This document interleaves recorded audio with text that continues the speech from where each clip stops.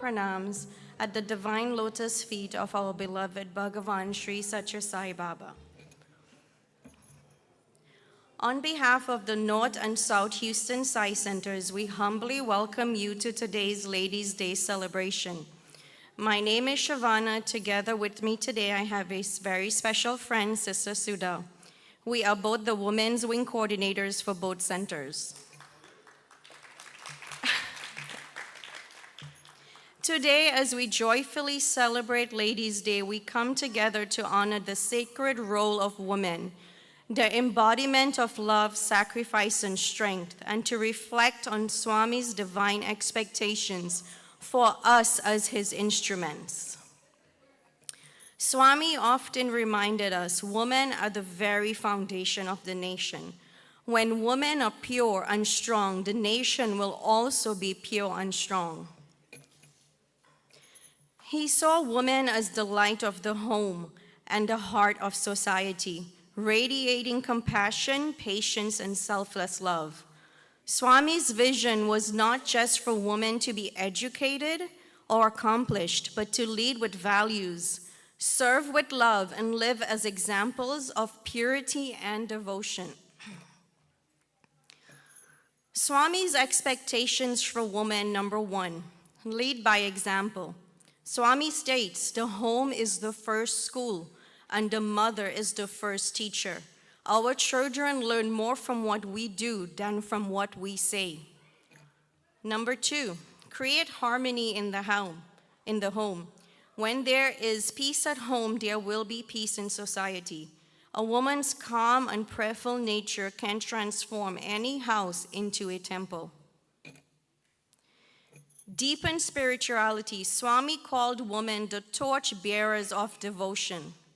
Let us fill our homes with namasmadana, bhajans and service, inspiring our families to walk the spiritual path. Number four, serve selflessly. Swami beautifully said, hands that help are holier than lips that pray. Every act of love, comforting someone, preparing food with care, listening with patience becomes sewa when done with devotion. Number five, balance modern life with eternal values. Swami taught, be in the world but not of it. Whether as mothers, professionals, wives, or daughters, let us stay anchored in Dharma and guided by love. As a mother, wife, daughter, and devotee, Sister Sudha and I feel truly blessed to walk this path guided by Swami's love. He has shown us that the true essence of womanhood lies not in our titles or achievements, but in how we live, with love, patience, humility, and surrender. Today, as we share with you our Ladies' Day tokens, may we remember that our greatest adornment is not what we wear, but the beauty of our character, our compassion, and most importantly, our humility. Dear sisters and brothers, may we continue to shine as Swami's instruments, spreading peace, purity, and love in our homes and communities. Let every thought be pure, every word gentle, and every action selfless. For when a woman lives in love, she becomes a reflection of the Divine Mother herself. Om Jai Sai Ram.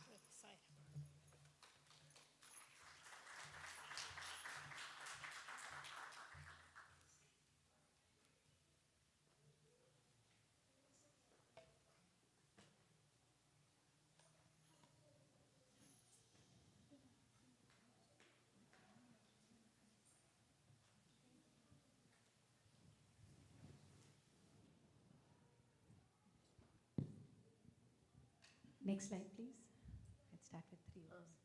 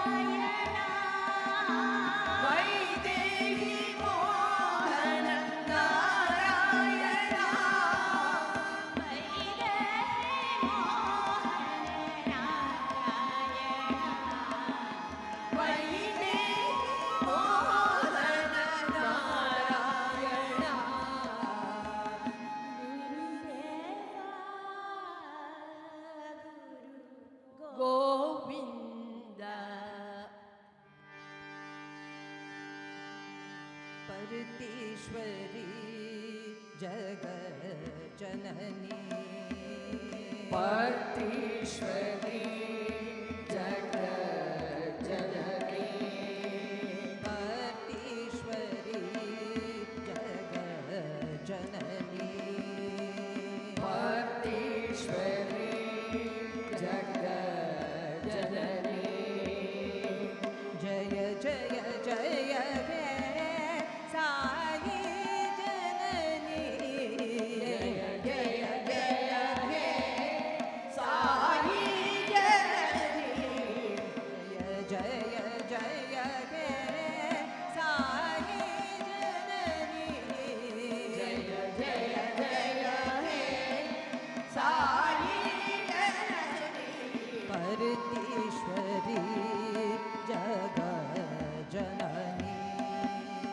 परतीश्वरी जगज्जननी वेदकलामयि देवी भवानी वेदकलामयि देवी भवानी वेदकलामयि देवी भवानी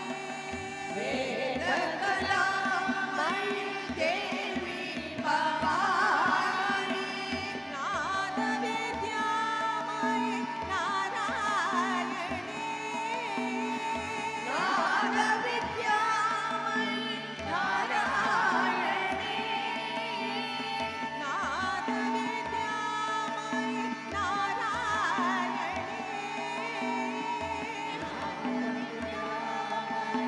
नारायणी करुणासदनी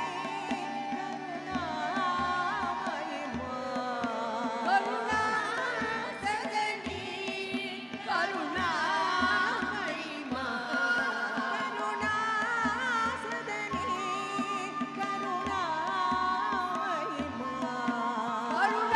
करुणासदनी करुणामयि मा शरणं शरणं साई शरणं शरणं साई मा शरणं शरणं साई शरणं शरणं साई मा परतीश्वरी जगज्जननी परतीश्वरी जगज्जननी जय जय जय हे साई जननी जय जय जय हे साई जननी परतीश्वरी जगज्जननी परतीश्वरी जगज्जननी वेदकलामयि देवी भवानी वेदकलामयि देवी Bhavani नादविद्यामयि Narayani नादविद्यामयि Narayani करुणासदनी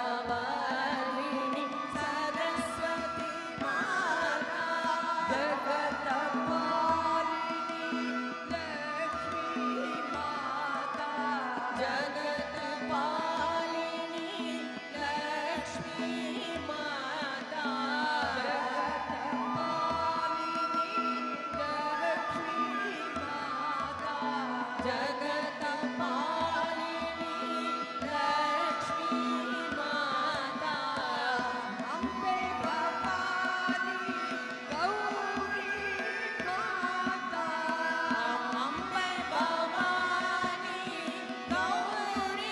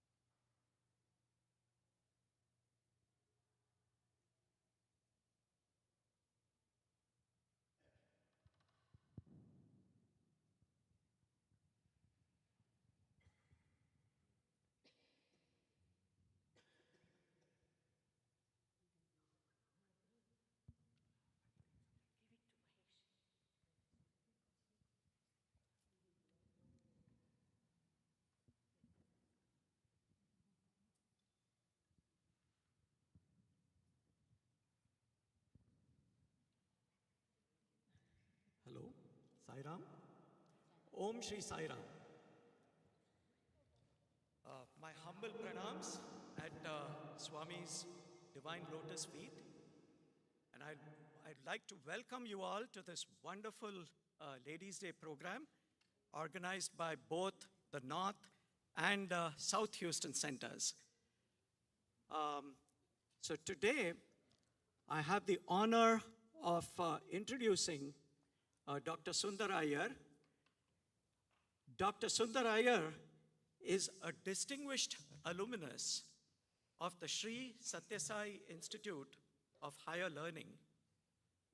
He was part of the first batch of students that enrolled at the Puttaparthi campus in 1979. He completed his bachelor's, master's, and doctoral degrees in banking and finance, and later served as a faculty until 1994. During his tenure as a student, Brother Sunder experienced numerous personal interactions with Bhagwan Sri Sathya Sai Baba, gaining insights from his divine teachings.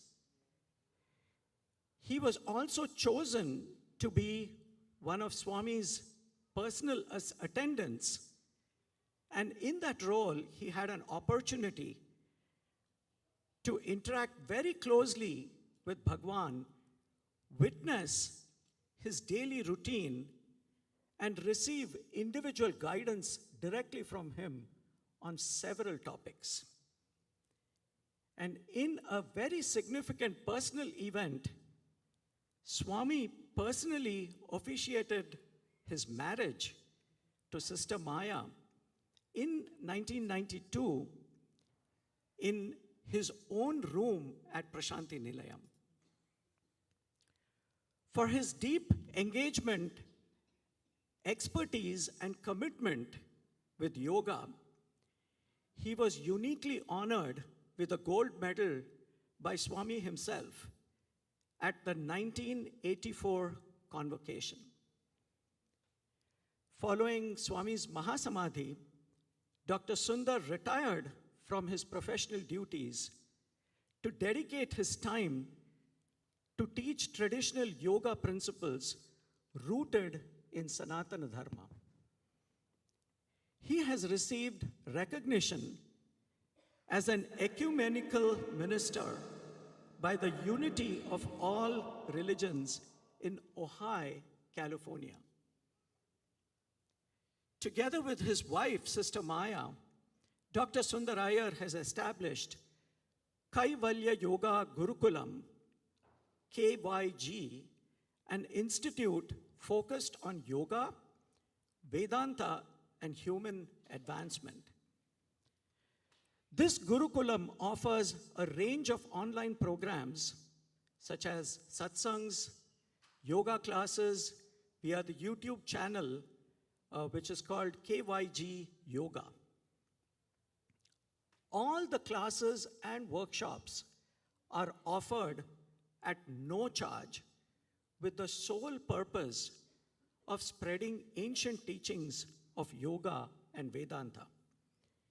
And Dr. Sunder is no stranger to us in Houston and to Region 10.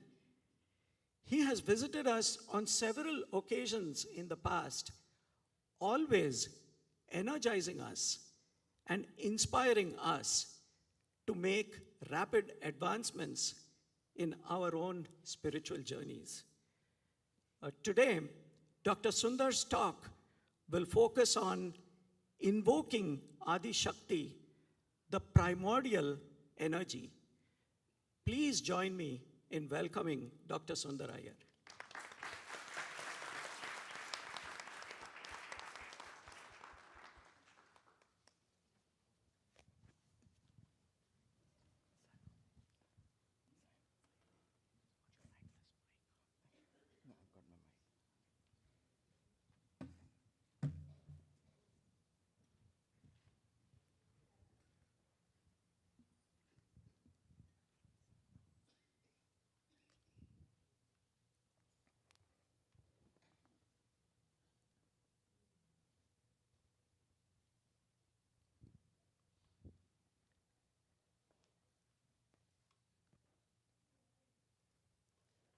Om Sri Sai Ram.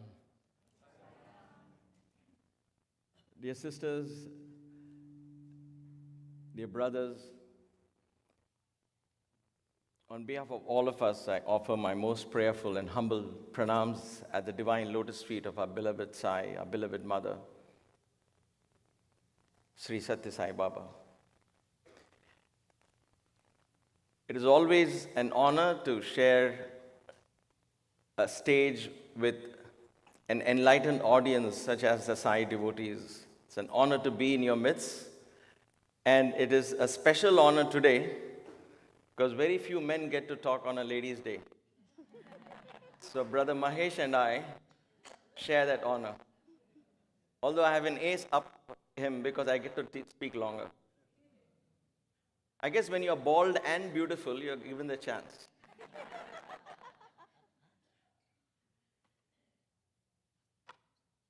I was christened with the name Meenakshi Sundaram.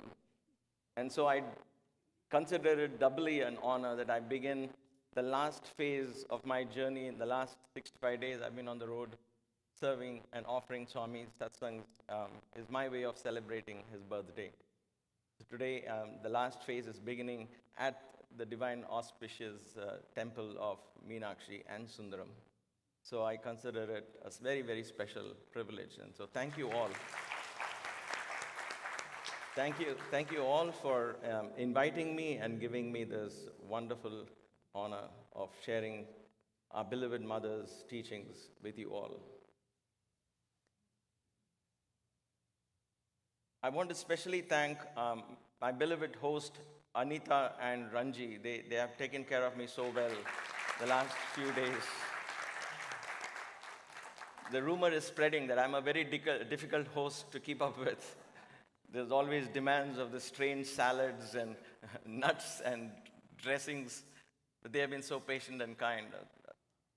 Last night at 11 o'clock, we were having a satsang which went pretty late and it was wonderful. Anita's mother, I'll call her Sister Jayanti because I can swear she's not a day older than 35. She gave me a picture and said, can you please give me the meaning of this? It is under the Kamakshi's, Kanchi Kamakshi's picture. Can you please decipher it and give me the meaning? And it was very late at night. I said, I'll do that tomorrow morning. So first thing in the morning, I got up, I zoomed into the picture. I saw the Sanskrit verse that was written. I recognized it was from the Shamala Dandakam, a beautiful poem written by Kalidasa in praise of Shamala, the Saraswati aspect of Adi Shakti. And this is one of the Dhyana slokas, and there's a beautiful verse. And I began typing the meaning of that, thinking about it, and typing it to her. I have not yet sent it to her, but then it struck me, maybe that should be the thread that'll bring in my offering today to Swami. So maybe it was through her that he indicated that I use that as a means to make this offering and make it special because after all it is Ladies' Day. Before I even begin sharing that verse with you all, I must tell you something very profound. In the Vedantic tradition, in Sanatana Dharma, there is only one male, the Purusha. Everything in this universe is an expression of the feminine energy. The highest evolution, if you will, the closest, if you will, to the Purusha is the feminine energy, the Adi Shakti. Shiva is lost in meditation, as it were, that we hear in the Puranas. Is Shiva lost somewhere in a mountain? No, it is a symbol for us to get a peep into this formless, attributeless existence, perennial existence of the Sat that always was, is, and forever will be. That is truth. Shiva, lost in consciousness. Whose consciousness? His own. He is so lost in himself, as it were, the Purusha is so absorbed in himself that even he is not aware he exists. There is existence, but who is aware of this existence? Who is the one who is aware of this existence? Where is awareness when there is only existence? And therefore comes his Shakti. His Shakti makes him aware that he exists. And that awareness brings forth the whole creation. Because the whole of this creation, all of us included, every atom, every molecule, is part of that one consciousness. That is why Bhagavan Baba, in every discourse, he would address us all as Divyatma Swarupas, as Prema Swarupas, embodiments of the one divine Atma, the one existence. We are all part of that. But this multiplicity, this game of life, this beauty of creation across all dimensions and galaxies and so on and so forth, all the 14 worlds, if you will, Bhuloka, Bhuvarloka, Suvarloka, Mahar, Janar, Tapa, Satyaloka, and all of the 7 beautiful worlds, all of this was brought about by the Adi Shakti, the primordial energy that bursts forth from the Shiva consciousness. And therefore we are all part of the Divine Mother. And therefore we are all eligible to celebrate Ladies' Day. Because we are the Shakti principle. The only one Purusha is the divine embodiment of the formless Shiva or the Sai principle. And today it is a reminder of us not as men versus women or rights as a woman and so on, but what is our privilege as a human being? What is our purpose in life? What is drawing us towards these satsangs? What is drawing us to God principle? What is drawing us to build beautiful temples such as this, the Sharadamba temple, the beautiful Hanuman statue, the beautiful Shivalaya temple of the Chinmaya mission, and so on. So many wonderful temples in and around Houston that I had a privilege to visit yesterday morning and today. The Self-Realization Fellowship and so on. What is drawing us towards that? It is a call from deep within ourselves, a call to come back home. We need to go home. And the call comes from the divine avatar himself, the Sai. He's come to awaken us. He's come back to show us the path back home, where we can once again reunite with our source and then live life with that awareness, with that enlightened awareness, a mindful life, bringing forth love, service, empowering others, because they are all extensions of who we are. And thus it's always the vision of Sai, a vision of the Sanatana Dharma. The vision of the Vedas is Vasudeva Kutumbakam. We are all family, we are all connected, and there is no outside of us. This was a profound lesson I learned from Swami, and in the next 1 hour or so, I hope to take you through this journey and share using this verse and connecting it to this Divine Mother Sai. So let me first offer this verse for your benefit.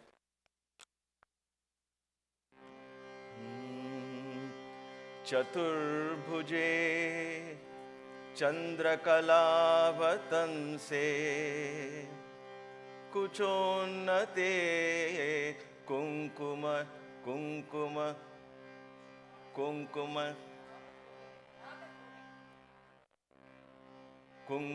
Raga Shone, the complexion of Kunkuma.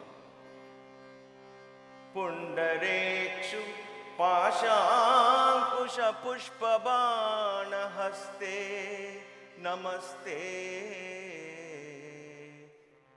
Jagadaika Mata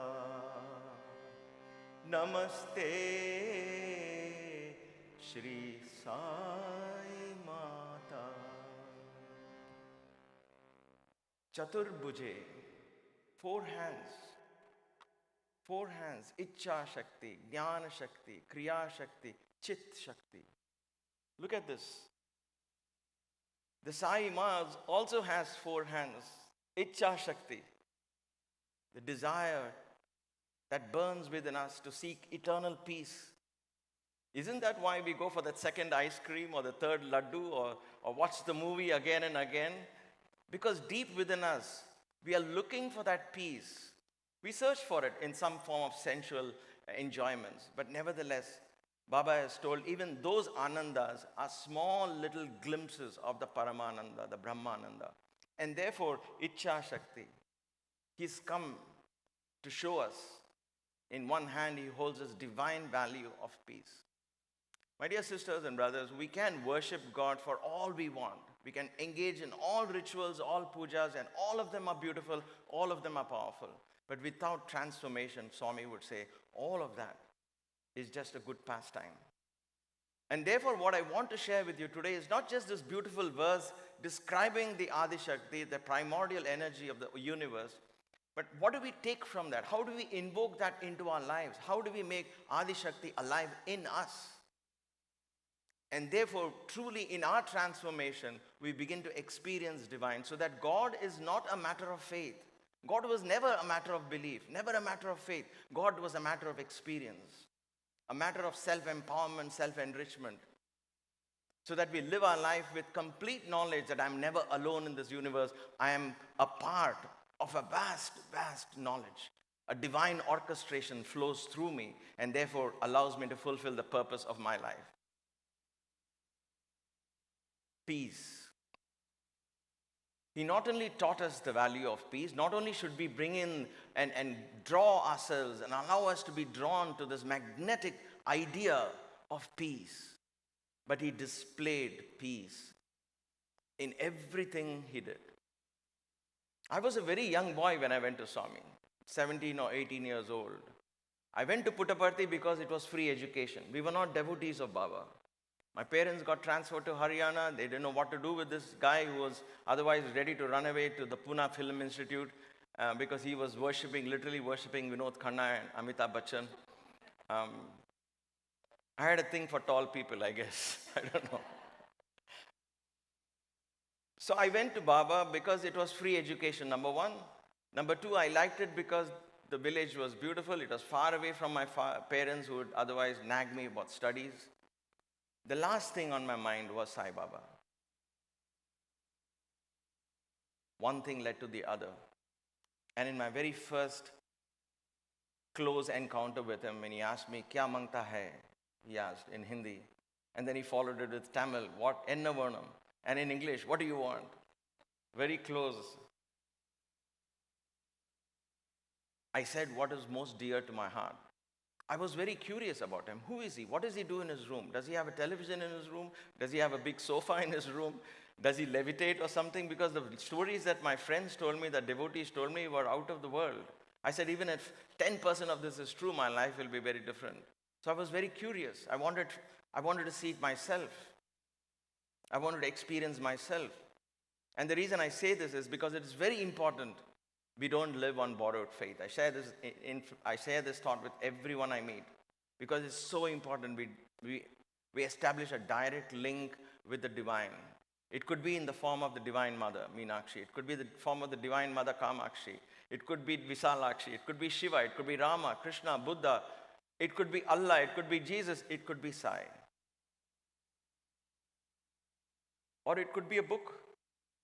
Or it could be your own unique idea. It doesn't matter. But if that is your link that empowers you, that connects you to something higher in life, that emboldens you to live life fully, that you feel you can lean on that pillar during times of trouble, look for guidance, then establish that connection directly. You don't need another in between. That was one of the key signatures of Swami's message. Never have anyone in between you and me. I am in you, with you, around you, above you, below you. Intane, ventane, gentane, continue untanu nenu. I am there because he identified himself 24/7 in that divine consciousness. I didn't know all of this then. I was just curious. And therefore when he asked me, "What do you want?" I said, "I want to be in your room." And lo and behold, he said, "Okay, come from tomorrow." It was so simple. Sometimes when life gives you the opportunity, ask for the best. Don't hesitate. Don't judge yourself whether you deserve it or not. You could be the most undeserving, like I was. And yet just roll the dice. You never know when the answer will be yes. And I'm so grateful Swami opened that door and allowed me. And the next few months that followed, I got to watch this divine master. And one of the most beautiful things I saw was Ichha Shakti in action. Peace. That peace was not where he just sat, meditated all the time, barely talking to anyone, afraid that the peace will get disturbed. It was not a superfluous peace that you and I search for when we shut off all the television. We say no cell phones, nothing. I don't want to do anything to disturb my peace because we think our peace gets disturbed from outside factors. It was a peace that flowed from within.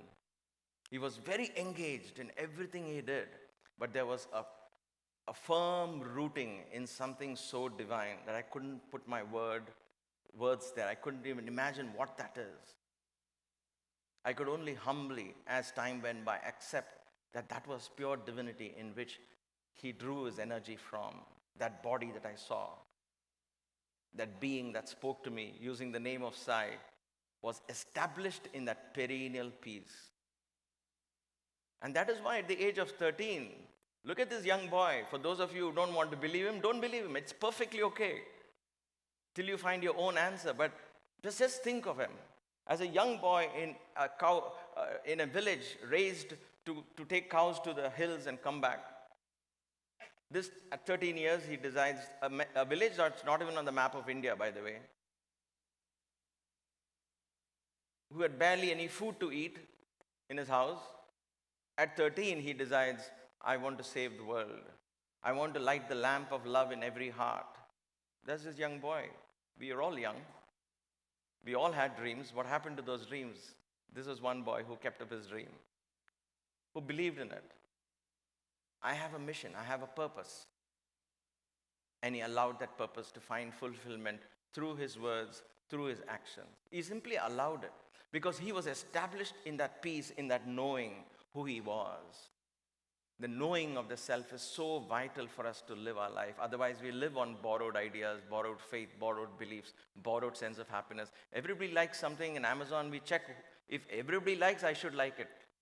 So we go for ratings. If everybody likes a movie, I dare not say I didn't like it. I will also say, yes, very good movie. We live on borrowed ideas, borrowed humor, borrowed sadness. We define our emotions. It's all borrowed ideas. Everything was borrowed. But here he was, established in himself, in his self being divine. Ichcha Shakti was in action. Ichcha Shakti, Kriya Shakti, Dharma, right action. This Adi Shakti principle is universal. Whoever your guru is, if they are steeped in that ultimate divine energy, and if they are there to raise you also to that level, then know that all of this are manifestations of that Adi Shakti and none other. And therefore, Swami is none other than the manifestation of Adi Shakti, exactly as these verses were written thousands of years ago, even before he took his advent. He had his dharma, swadharma. He always says, as it is taught in the Gita, dharma or right conduct is not absolute conduct. It is relative. It changes according to culture. It changes according to time. It changes according to location. It changes according to age. It changes according to your duty in life. Your dharma changes. But then what the message I take home was, what is your call? He followed his call, his dharma. His dharma was to light the lamp of love in every heart. And he was bold enough to take those steps in that direction. Was it very easy? No, it wasn't. The villagers thought he was possessed.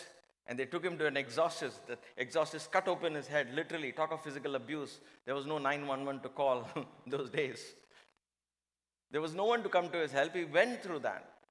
To the point that one of his ears had suffered from hearing damage for the rest of his life. But did that falter him? He never faltered. Because once you believe something in your heart, once you believe in a cause, once you find a purpose in life, then go for it. Don't feel shy. Don't let the peers tell you how to behave. Don't tell your friends tell you how to behave. Don't be pressurized by family issues or peer issues or friends issues to tell you, I want to do this, but everybody is doing something else, so I feel shy, and therefore you compromise on who you are. But he never compromised on who he was. Even though everything was against him, he said, I'm doing this. He would hitchhike rides, he would take a car, find a way to Bangalore, find a way to Chennai, and follow his path. Met every devotee, worked with every devotee, enjoyed every step of his way. That is who he was. dharma, right action. That is Kriya Shakti. And he never stopped acting that way. Jnana Shakti, truth, Satyam. Jnana Shakti is a power that gives the highest wisdom. Here was Swami embodying the highest wisdom. Not even for a moment he deviated from that highest consciousness. Why do I say that? Because it was reflected in the way he spoke.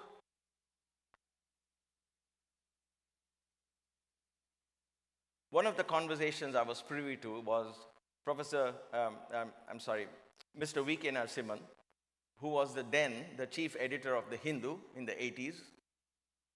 He was a devotee of Sai, so he was there and Swami was sitting and he said, Swami, please allow me to write a column in the newspaper regularly. Swami said, why? Why do you want to do that? He said, so many people are criticizing you, Swami. So many people are against you. They don't even know what you're doing here. I want to let people know. I have the whole newspaper with me. Let me at least put a small column there, telling them what to do. Swami smiled, steeped in that peace. He told him, Sai Gita ni chusava? He asked, have you seen Sai Gita? And Professor Narasimhan said, yes, Swami. Did you see her come to the festivals? How does she come? Swami, she looks very beautiful. So when she comes down the road, a lot of street dogs bark at her.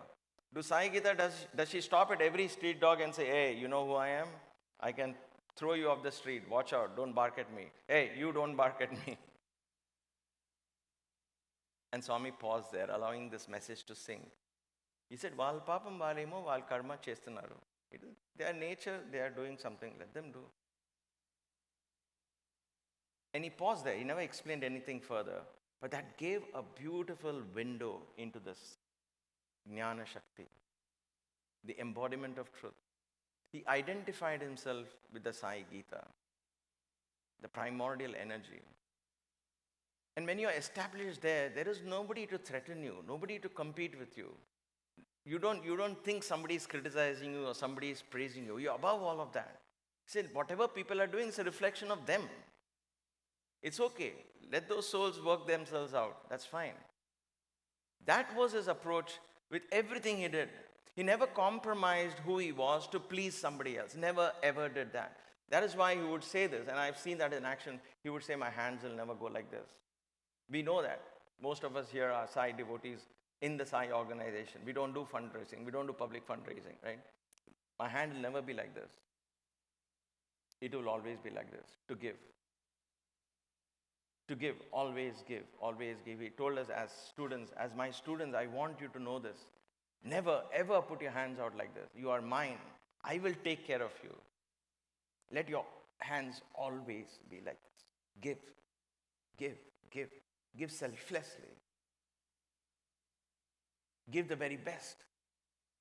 Know that I will take care of you. And we saw that. I saw that. In a couple of years, I was in the trust. When I say central trust, I was in the accounts department because my subject was finance, banking. So Swami asked me to work there with my dad, who was at that time managing the trust and accounts. Never once there were excess money that Swami thought, oh, there's so much money, let's start a new project. It was never like that. And I'm sharing this because as Sai devotees, as youngsters, you might think, what to do in the future? How do we take this? We need all the ducks to get aligned in the road. Do we have the money? Do we have the resources? Then do it. And we are taught that in management and business. Yes, it makes sense in a worldly sense. It makes sense when you want to be successful. But when you want to transcend limits of normal human behavior and be a leader that he wants us to be, the leaders like lions, he said, self-reliant, courageous, majestic, just. That's the kind of leaders, he said. I want you to be leaders like lions. Those kind of leaders don't see the constraints. They are motivated by the vision. He had a vision. When he announced free hospital, super specialty hospital in 1990, when he announced that, 1991, when he announced that, and he said in a year there will be open heart surgeries, my father's blood pressure went up. He said, Where does Baba think he's going to get that money? He simply goes and gives a discourse like this. My father belonged to the generation where you're given a job, but he thinks the whole thing rests on his shoulders, you know. And so he thought, how could he give a discourse like that? My mother told him, it's not your mission. Why are you worried? He knows what he's doing. No, but there is no money. What does he mean by 1 year? And I was there. I knew it. And we kept our fingers crossed. We said, how did Swami even say that 1 year from now? But resources came at the right time, in the right manner. The right amount came for that to get manifested.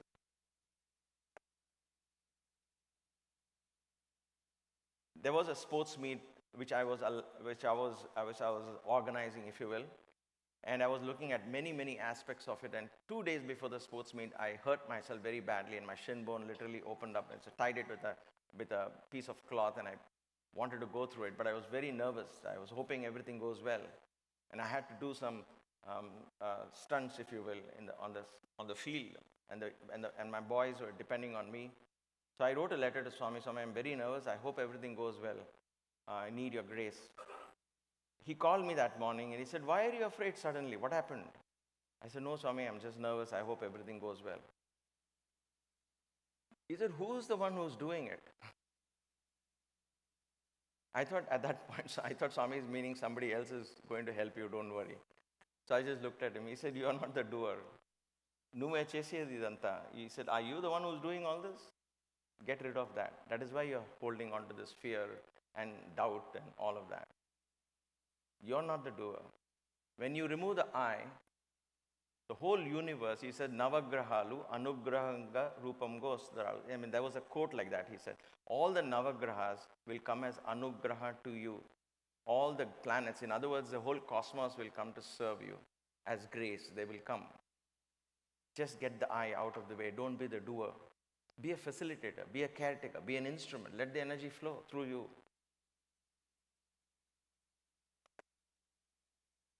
That was what Swami was. He established us and himself in the highest truth. So you have Icha Shakti, Kriya Shakti, Jnana Shakti, Chit Shakti, Ahimsa. The Chitta is perfect non-violence because there is oneness. I often used to think, where does Swami get the strength?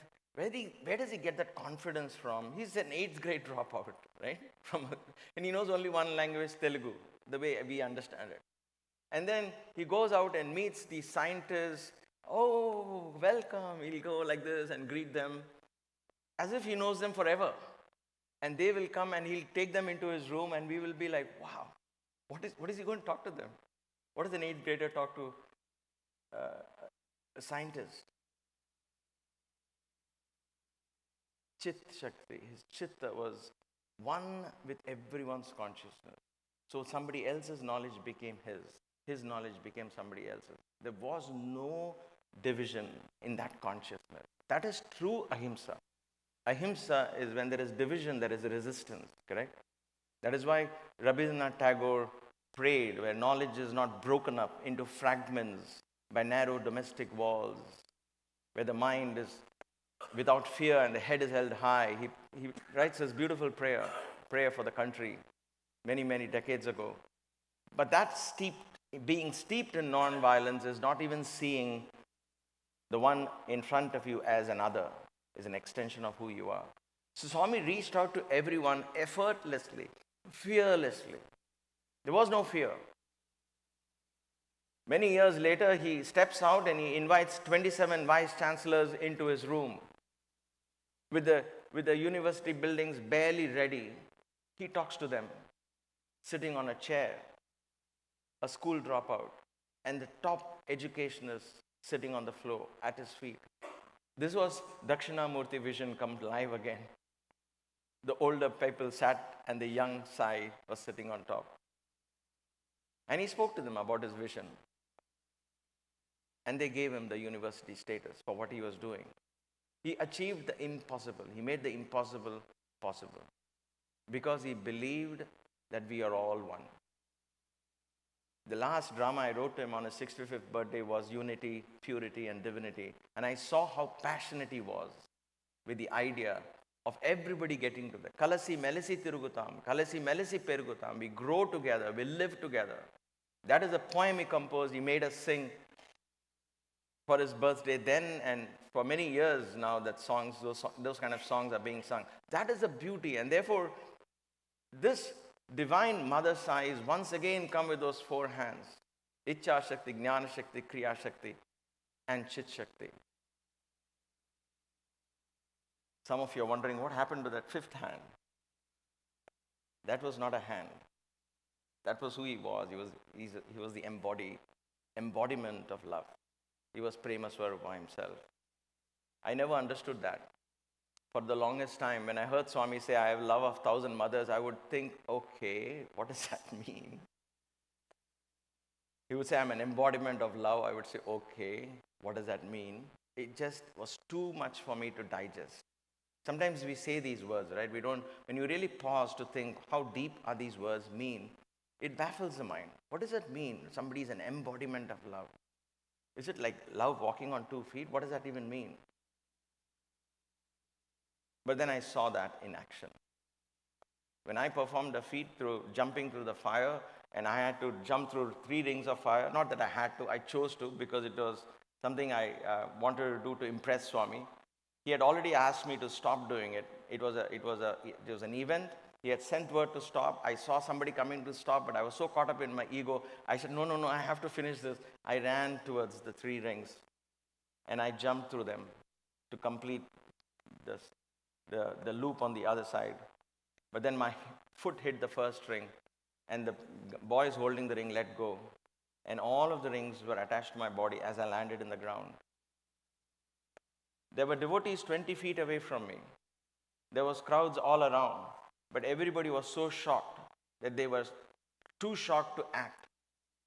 But there was one hand that held me and pulled me out. One hand. One person was there at the right time, at the right place. And that was Swami. So as he saw me running like this, because everybody's eyes are on me, nobody saw him running towards the flames. He picked up his robe and he started running towards the flame because he knew this crazy fellow is going to do something, he's going to get hurt. He knew it, but it was too late for him. He's already sent word. It was not reaching, so he decided to come into the act. He was wearing silk robes himself. Think about that for a moment. And he was the chief guest right there. But he jumps into action, comes all the way, and he's the one who pulled me out of the flames, rubbing the flames as they're catching up, saying, Bangaru, Bangaru, don't worry, I'm here, I'm here. Embodiment of love. I never get tired of telling these stories because every time I tell them, I begin to understand what is divine love. It is there in all of us in a seed form. We just have to cultivate it. We kind of cover it up with fears of I, me, and mine. Oh, there is a limit of love. We can't cross that line. You know, we have our own family. We can't go out of that to love. Try it. Try it once in a while to bring someone else. Try to reach out a little beyond your resources. Try to give the best of your time, the most valuable among your resources to somebody else. Out of sheer love, with no expectation. What's the magic of God? Awaken in your life. This is invoking the Adishakti. But if I'm caught up in my own cage of I, me, and mine, my family, my school, my community, my center, my this and my that, then we are building prisons for ourselves. We might have the best TVs inside that prison. We might get a sofa in that prison. We might have the best entertainment in that prison, a 5-star cuisine in that prison. But guess what? It is a prison. And he's awakening us to break those walls. Get out. Reach out to people. There was a boy from London who had come to the hostel and he was staying in the dorms. And when he had first joined, he was getting a lot of attention from Baba, so he was very happy. But then Baba started to tighten the screws and started avoiding him. And then the sports meet came, and this boy wanted to get back attention of Swami. So like me, he also wanted to try something else. And everybody wants to do something to get Baba's attention. That's like children craving for the mother's attention, correct? And so this boy tried to break some bricks with his foot or something, and he hurt his foot very badly. It got cut, he had several bandages, he could barely walk, he was in the bed. So here is one morning, from his point of view, he's lying on the dorm, in a bed, having given up a very comfortable life outside India then, because here you have your own room, you have your own privacy. Please knock when you come. In India there's no door to knock, right? Even neighbors walk in, forget your parents. So, this boy is lying in that bed, completely disillusioned. He says, my God, I wasted my life. What am I doing here? I thought Swami is going to talk to me and all of that. I'm ready to go back. That boy is at the point of breaking. So at that moment, we were outside the hostel because all the other boys had gone to the college. I was teaching then, so I was supposed to go to the college, just about to leave, and I was there. This boy wanted to go to the bathroom. Unfortunately, he had no crutches because somebody else had borrowed the crutches. Crutches are in big demand during sports meet because somebody or the other is getting hurt. So one pair of crutches had gone. It was supposed to come back, but this boy wants to go to the bathroom. He can't go. He's completely frustrated. He's at the point of breaking. And then while I was at the entrance with the warden, we see a Swami's car. So we politely stand reverentially waiting for Swami's car to pass by, as he normally does. He goes towards the super specialty hospital side or Gokulam for a morning drive. But that day he turned in, came and parked right in front of us. We stood with folded hands. He got out of the car. As he was very busy, he folded up his robe. He came up the steps. He looked at us, talking. And he went past us. He went past us as if he knows exactly where he's going. There is nobody in the hostel except some workers. He heads straight to this sick room where this boy is lying. And we started following. He turns back. He says, Unnande, stop talking like that. And then he goes straight to him. And then the next thing we see was that room opens. Swami, this boy is very big and well built. He puts that boy's hand is over Swami's shoulder. Swami is holding him like this, and Swami is guiding him where? Towards the bathroom. Who was watching this? Nobody.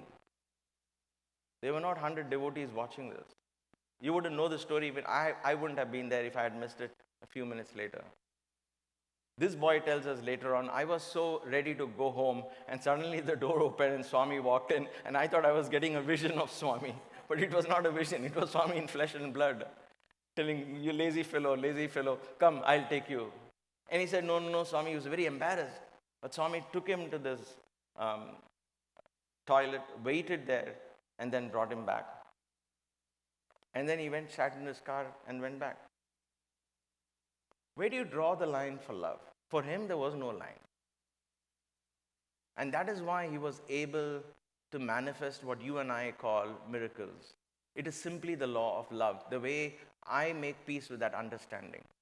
That love has no boundaries, and so he would reach out to anyone, anywhere. And therefore, even to this day, that love is alive, and therefore he is alive even to this day. He is as much close to you as he was when he was physically present. There is no distance. There is no separation in that love, because that love is not an emotion. It's not come out of an attachment of raga that we have with our children. If I like my phone, I'm attached to my phone, I love my phone. That is attachment, a small expression of love. But his love was an expression of oneness, the one consciousness. And therefore, in that one consciousness, what else but love? That's the only way to express. And therefore, I don't put that as one of his hands. It is who he was. It is the very power of Adi Shakti, the very power of the mother. That love is what embraces, brings us all under the canopy of Sai love.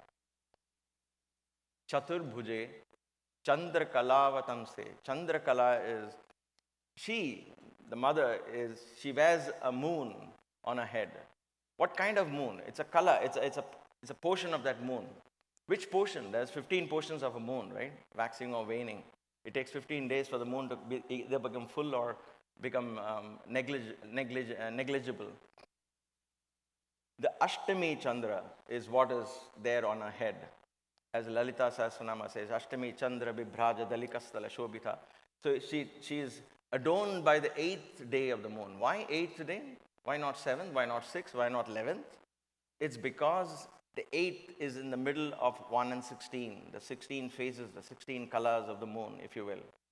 The 8th is right in the middle. If you look at the moon on the 8th night, you cannot make out if it's a waxing moon or a waning moon. It is exactly the same, whether it is waxing or waning. It's right in the middle. Equanimity, perfect harmony, balance, equipoise. That is the moon that she wears. So when you think of her on Ashtami, when you worship her, Ashtami is not a bad day or a good day. It's bad day for worldly things. They say bad or good. It's how we have interpreted. Ashtami is a day because it is the moon that is right balanced. The mind has a tremendous potential to meditate, a great potential for deep prayer and rituals and going within, because the mind is steady on that day. It's neither waxing nor waning. And therefore they say, don't do anything on Ashtami. Don't start going out and start doing your business. Don't do anything. Just stay at home, meditate, pray. And that was somehow interpreted as Ashtami is a bad day. But it's not. That is the moon on her head. Ashtami was the night where Krishna was born. So these are all powerful days where we contemplate on the divine. But this Saima doesn't have one color of the moon. He has, look at his hair. It's Purna Chandra. He is Purna Chandra. He has all the 16 colors. He enjoyed who he was. He celebrated who he was. I was talking to the young adults the other day and I said this is such a beautiful quality of Swami. He never once complained, oh gosh, I wish I had a Harvard graduation, then I would have done my mission better. I wish I had a rich father who would have afforded me. I wish I had somebody with social contacts. I wish there was a social media for me too. He didn't complain. He didn't look at the missing things at all. He just celebrated whoever he was. He was short, he celebrated who he was. He was born in a village, he celebrated that. He celebrated his birth in the village, not on the map of India, to the extent that he wanted to establish an ashram right there. Even though his motherly devotees, if he is the mother, he also had people who loved as his mother. So we met some of them who told us that when Swami was young, he would come and stay at our house and we would tell Swami. And this one old lady told us in Swami's presence, because Swami told her to tell this experience. And she told us this experience. Stays with me, a very, very powerful story it is. She said when Swami is 20 years, he'll come and stay with us and we'll tell Swami, who will come all the way there to your village? Even we find it difficult to come there. Why don't you be here? We'll talk to the government and get you a land here in Chennai. And you can build your ashram here. Everybody will come. For you and I, that would make perfect logical sense, correct? But he said, no, I have to start ashram back there. That's where I was born. How could I come and start in a place here? I want to go there. That has to be the place. That is the power of his vision. His vision was like the full moon, bright and glorious, always vast, cool, peaceful, and yet brilliant, beautiful visions, free education, a powerful vision. Yet a beautiful vision, right? He said, how can education ever be business? How can people teach for money? How can you take wisdom and put a price tag on it? That was his dilemma, truly a dilemma, because he used to ask us, how can you do that? Why are the professors earning more than a lecturer? He asked me once. I said, Swami, they are senior. That means they are teaching more hours than you? No, Swami, they teach less hours. They teach less hours and take more money? He couldn't understand the logic. At least teach more. Even if so for him, that free education was where he found peace. How can wisdom have a price tag? How can medicine, health have a price tag? And therefore it was free medicine.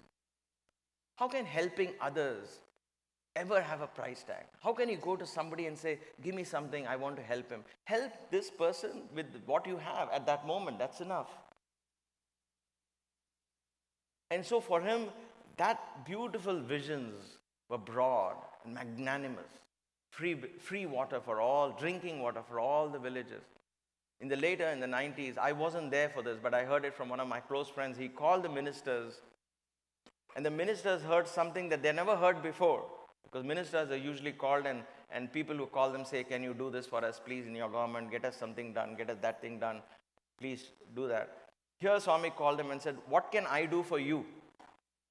I want to give water to these villages. I want that Kaveri river to come into this state. What do you want from me? Tell me. I will give you whatever you want. What is it that you want from me to bring water to these poor people in the villages? Swami turned the table around. He was ready to give whatever it takes. Let us achieve that vision. Whatever it takes. That is why he is there and we are here. And that is why we have this path. We have a beautiful role model. A role model that will keep us awake at night because he challenges our fundamental beliefs. And once he shatters those beliefs, awakens the deep divinity within us. And that divinity finds expression, our life is sanctified. We find a purpose, we find a mission, either individually as a person or as a group. And that is why the Sai organization does so many things. And all of you find that joy in coming together and doing seva together or organizing a program together. Nobody is here for a personal agenda. Nobody gets a personal accolade, or nobody gets personal recognition. Nobody looks for it. How did we develop that? Because he embodied that, the idea of service. So Chandra Kalavatam say applies to him very partially. He's far more than that. He's Purna Chandra Avatam say. Purna Chandra.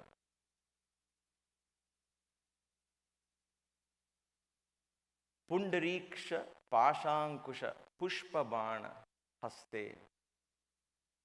Such a beautiful thing on Devi. She holds a sugar cane in one hand. Sugar cane. It has 5 stems in the Sri Vidya worship. Devi is meditated upon because this is a dhyana shloka. You meditate upon her because that's how you invoke the formless entity, the divine creative energy. You invoke in this form. And what is the sugarcane juice? Sugarcane on his hand. What is that? With the 5 stems, the 5 senses. Shabda, Sparsha, Rupa, Rasa and Gandha. The sense of hearing, the sense of taste, the sense of smell, the sense of sight, the sense of touch. All of these, she holds it. It's part of her. Everything that you and I see is in her hands. Everything that you and I smell is from her. Everything we touch is an expression of who she is.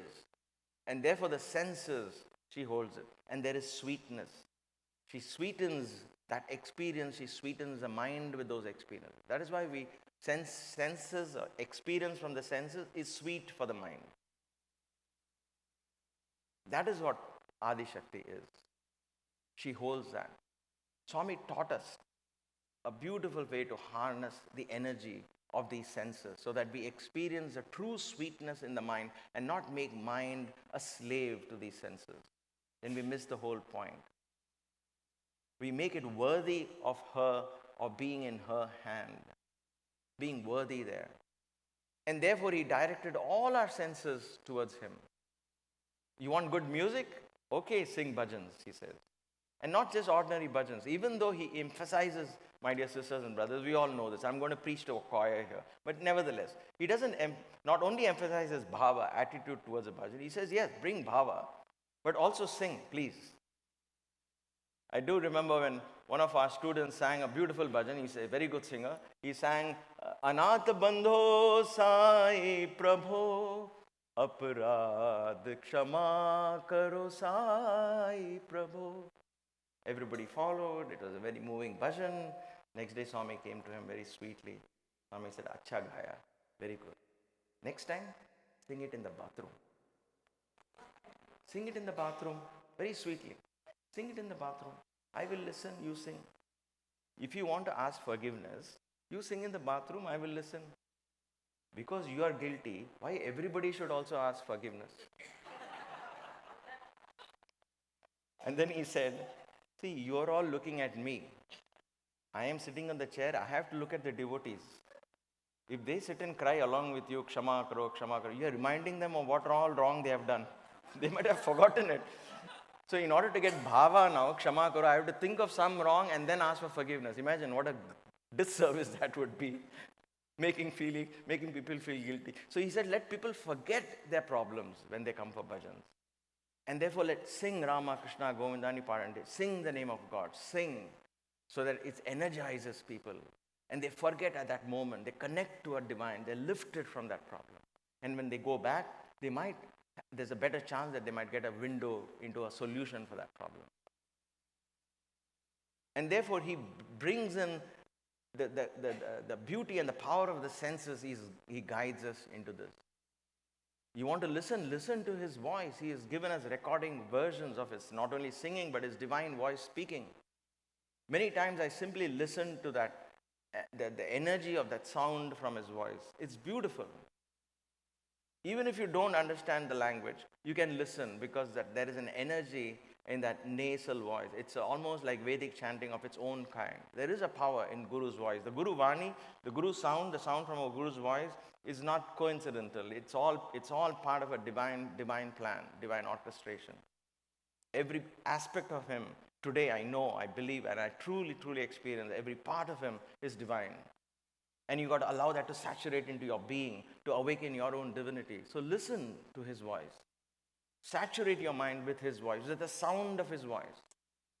It's like a mother putting a baby to sleep. The baby at that point doesn't understand what she's talking. But the baby, the sound of the mother's voice is enough to lull the baby into sleep, to cajole the baby into comfort. So when you're looking for comfort, listen to that. Don't think, don't analyze. You don't have to. That's the beauty sometimes. There is a sweetness in that voice. And so it is with every senses of ours can be directed towards the divine. And he has given us opportunities. A sense of touch, he says, with your hands go out and serve. Learn to give, learn to serve, learn to heal, learn to help others. What greater benefit you can have other than the joy of giving. My dear sisters and brothers, if there is one word to describe Swami, it is the word giving. He gave. He lived to give. He breathed giving. That's who he was, just giving. He wanted to give. Whatever it was, he would give. He gave himself all the time. Forget you and I being devoted to him. He was devoted to us. He was devoted to his mission. He was the greatest devotee than all of us put together because he never stopped loving us. He never stopped in his mission of giving to us what he came to give. I saw this in action. Never did he stop. Once he had a fever, one of us told him, Swami, please don't go for darshan. Please take rest. Instantly he retorted. He said, look at the clock behind. Which hand in that clock is the most important? Is it the hour hand that you see, which is very big and flashy? No, it's the second hand. You barely see it. If that hand stops, the clock stops. There is no stopping for me. Satya Dharma Shanti Prema, Satya Dharma Shanti Prema. I will go on like the second hand clock. I will not stop. He never stopped giving. And his giving was always soaked in excellence. Every act of giving was soaked in excellence. Like that little boy, and not the little boy, but the single boy who sought help. And every boy has a story. Every devotee who's here, you have your own story with Swami, where you experience that personal connection, that love, right? That he reaches out to give us something, a part of himself. He has given us a part of himself. We have him. We have seen him. We have heard him. We have lived with him. We can tell our children and grandchildren that we belong to that generation. That not too far back, we were breathing the same air that he breathed. And therefore, if we need to awaken this divine Shakti within us, the primordial energy, the Sai principle within us, take your hand and give. In some form, whatever it is, let that be your nature. It doesn't have to be a project on a weekend. It doesn't have to be a project with 5 people or 10 people. It could be. but also make giving your nature. Give your child the very best. Give your spouse the very best. Give your peers the very best. Give your work the very best. Let giving your very best become your very nature, and therefore excellence becomes a hallmark of how people will see you. Whatever he does his very best. Whatever she does, oh my God, it's excellent. Because that is what Swami was. Whatever he did was excellent. He chased excellence in everything that he did. There was authenticity, there was integrity to the very core. It was never done for public. It was never done. It was his eyes had to see the authenticity. I acted as a schoolmaster in one drama, and I had to wear the Indian style dhoti, the Panchagajam. Now I'm very good at it. Back then, no, because we were only wearing pants and shirts. So I went and caught some of these Telugu Pandits in the ashram and said, can you please teach me? I would wear a dhoti for the drama. They said, okay. They taught me. I wore the dhoti and I had a kurta this long or perhaps longer, and I wore it on top. It looked very good. I was in the school, a drama which Swami wrote, Cheppinatlu Chestara. And so I was a schoolmaster who gets stuck in the chair. I always got the villain role. I don't know why. Anyway. And so I'm wearing this coat, I'm wearing the dhoti, and Swami is coming, the drama is going to start. Swami comes in, and he's looking at all our dresses. He's like, good. And then he looks at me up and down. He'd say, what is this? Aren't you a Iyer? Aren't you a Brahmin? You don't know how to wear a dhoti? I was like, oh, Swami, it's looking okay. What? Okay, come here, he said. I went to him, and look at how sweet it is. He lifted my kurta up, and he told me to hold the kurta, and he pulls out the dhoti, and he starts putting the... Here is Swami. I'm just stunned like this with my kurta standing. Oh my God, what is this? Everybody's stunned, and he's making the pleats like this, bending down, and then tucking it in. I put Bagundi, put that kurta back. And I put the kurta back. I looked down. I saw no difference. I thought it was exactly the same. But he was happy. Because for him, authenticity mattered. Somewhere here, I might have done some golmaal, But when you have SSC kids play coming up. So you say, nobody will watch this. It's okay. Just tie something. Come on, go to the stage. But with Swami, it won't work. It doesn't work like that. It has to be perfect. Because when he sees a king, his eyes become big and he watches the king on the stage. He becomes one with that king. And even a slightest thing missing on the king will upset him.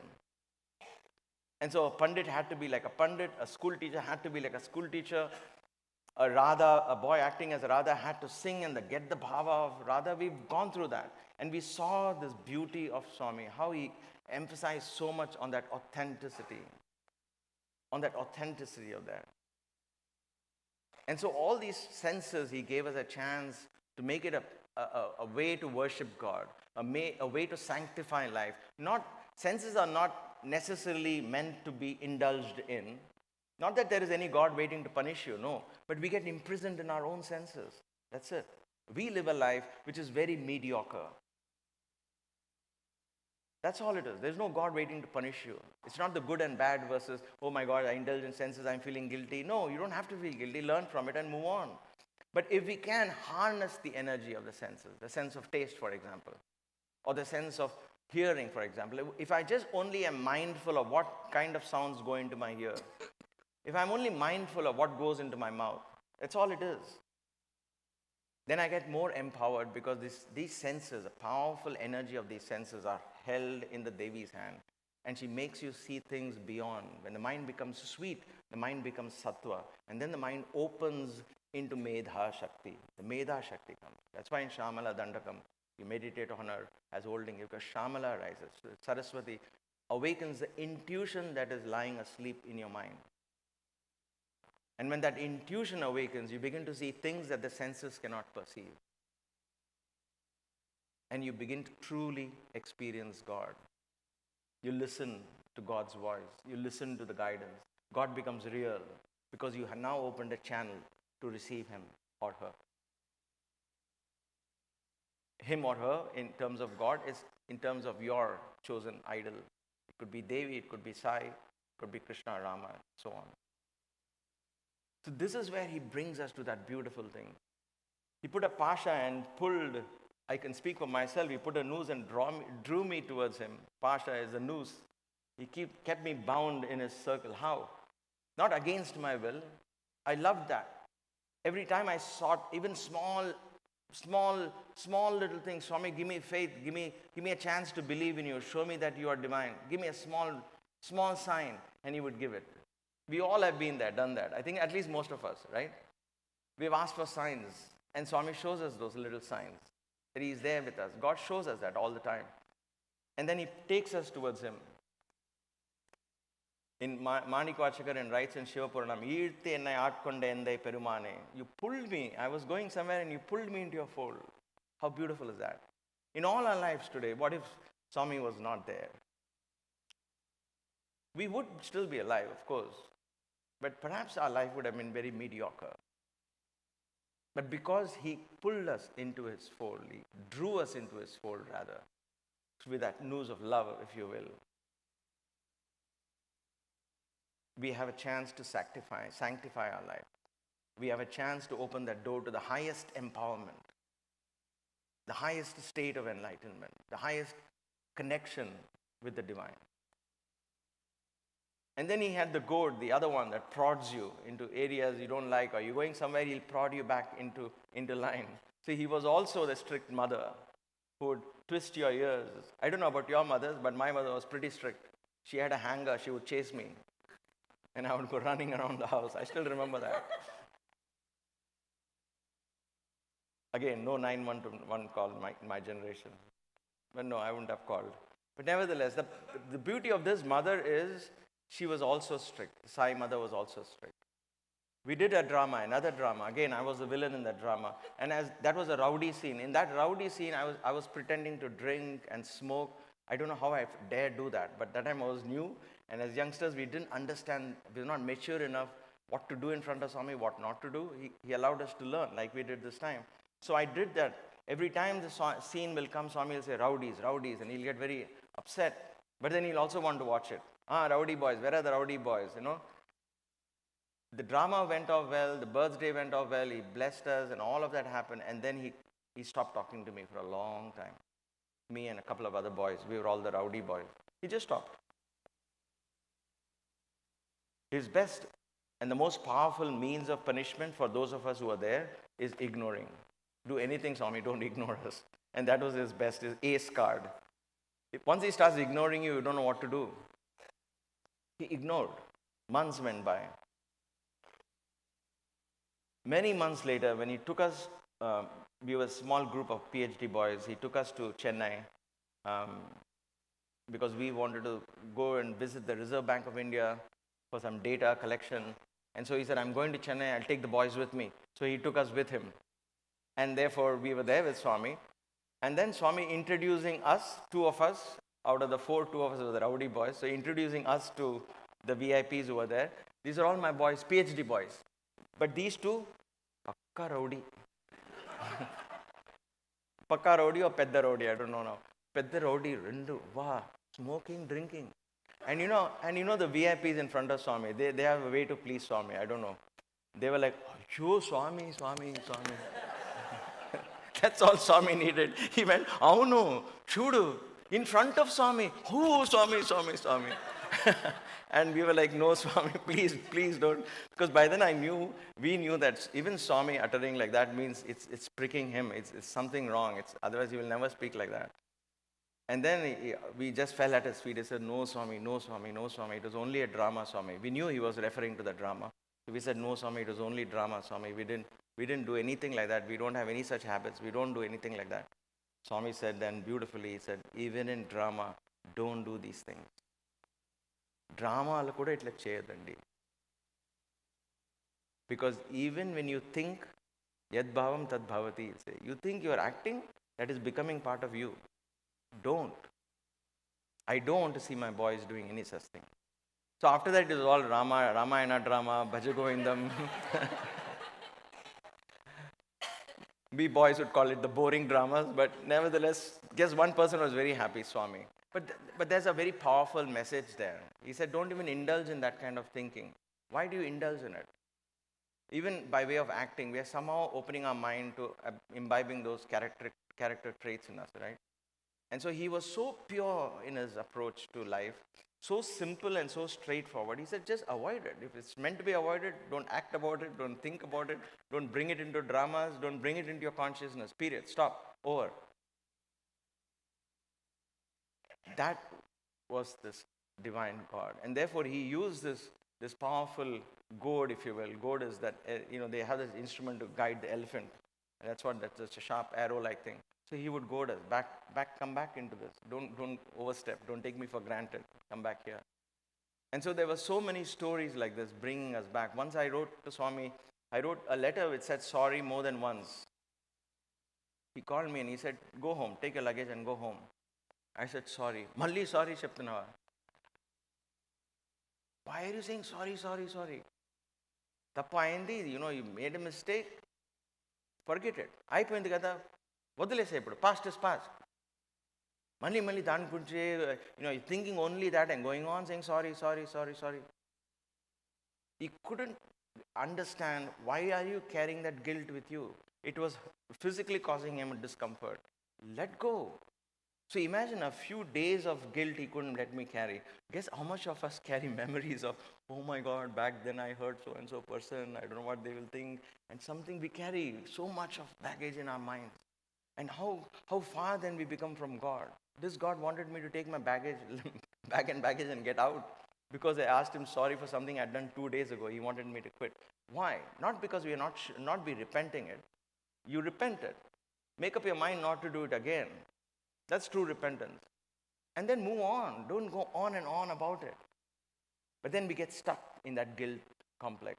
And we get imprisoned ourselves in that guilt. We are unable to forgive ourselves. And we sit there.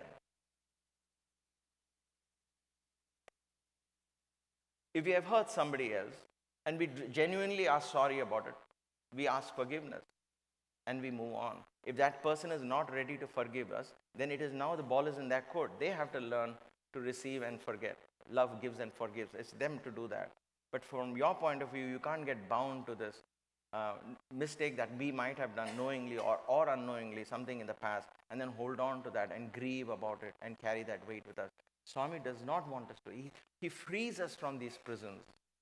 He freed us from these prisons. He shows us the way out. There is no God waiting to remind you of the mistakes you did in the past. He wants you to let go of the past and be born ever fresh, new, as a baby. That was what the Sai we saw. Pasha Ankusha Pushpa Bana Cha. Pushpa Bana Haste is he had arrows. Bana is arrows, but that arrow was arrow of a flower. He shot flowers. He created a bed, a seat of flowers, of love that we could sit on. He created those arrows and of values, of tremendous amount of opportunities he gave us to serve him. He continues to give us to serve him. He could have very well said, everybody should be only chanting and doing this and that, and what kids, look at these kids coming up and practicing for a play, they're having a good time.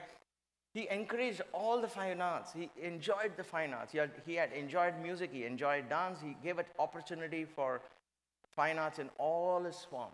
Never once judging good or bad. Never once saying this is not spiritual or that is spiritual. We played basketball in front of Swami. Is basketball spiritual? You tell me. Because he was sitting right there watching ball, enjoying volleyball, laughing, and you see some of the pictures where you see Swami really laughing a lot. And that's one of these. We were playing musical chairs in front of Swami. Lecturers ran around and he had so much laugh. He would clap his hand and fall over laughing and tearing in his eyes. He's brought so much joy. So God is happy when you're happy. God is happy when you celebrate happiness. But we create that distance. He is never unhappy. So I will not tell you when he'll be unhappy. He is never unhappy. He's always happy. But when do we create that distance? We create that distance when this celebration becomes an end and not a means. When we reduce Sai Baba to an event in the calendar, when you reduce his birthday to an event in the calendar, it's all about the event. Food. What entertainment, what food, and then at the end of the birthday, thank God, another 1 year, I don't have to think about it. Then it's an event. at the end of the event. Somebody asked me, how do I know if I'm eating healthy food? I said, very simple. You're feeling sleepy after food, then perhaps you're not eating good food. Because food is supposed to energize you. So immediately after food, you should say, I just had my food, I'm ready. Come on, let's go cracking. Let's get some work done. But if you're saying, I just had my food, give me 2 hours, then you know something wrong with the food. There's like too much carbs in the food. That's making you lazy, right? It's the same thing with the event. If an event, spiritual event, what we call, quote unquote, if a spiritual event, at the end of the event we are tired, then that is an event, period. There is no transformation. But if that is a means for transformation, an event is only a small excuse for a means of, and the transformation is the important thing, then that becomes a powerful step. And you come out of that event, at the end of that day, you say, oh my gosh, I'm so ready now to take the next step in my spirituality. My dear sisters and brothers, we are at that moment, a powerful moment in our lives, 100th birthday. It's no ordinary moment. No other generation can say, I was there for the 100th birthday. We, our children, our parents, right now, we are alive to witness this. It doesn't matter if you had an interview with Swami, if you saw him, you didn't see him, none of that matters. But at this moment, we are here. At the feet of a teacher who taught values, universal values, with no limits to love, with no limits to serve, taught us the beauty of unity and divinity and purity. Is this 100th birthday merely going to be an event in your calendar? Yes, there will be logistics about plays, about bhajans, about food, yes. About how you're going to drive, where are you going to park, what are you going to wear, all of that. But have you given the thought, is this going to be a changing point in my life? If so, what is it going to be? Ask yourself. You may not find an answer, but at least ask that question. Is this going to be a moment in transformation? Will I take a different direction in my life? As an individual, as a group, can we take a step towards something we have never done before? Can we open new boundaries of this vision of Sai? Can we explore newer paths? Can we be a newer part of who we are? And why not?